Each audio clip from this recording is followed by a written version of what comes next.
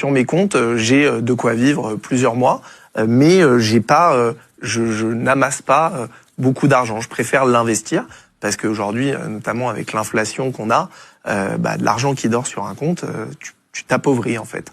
Et donc une fois que tu as compris ça, tu te dis que... Avec l'inflation de 3% par an, par exemple, si tu as un compte à 1,7, tu perds 1,3. Exactement, exactement. Et il faut savoir qu'aujourd'hui... Ça, c'est important de le comprendre. Moi, je l'ai découvert avec les émissions. Au fur et à mesure de recevoir différents types de personnalités, j'ai commencé à comprendre ce truc-là. C'est assez flippant, en fait. Faut quand même le placer sur des comptes, voilà, sur votre banque, etc., si vous voulez, mais en tout cas, qui ont un taux supérieur à l'inflation. Sinon, on perd de l'argent chaque mois. Mais ce qui est dramatique, c'est que là, tu parles... d'achat, en tout cas. Tu parles du cas où l'investisseur où la personne a mis de l'argent sur un compte rémunéré. Il y a aussi énormément de Français qui ont de l'argent qui dort sur leur compte courant, qui lui n'est pas rémunéré.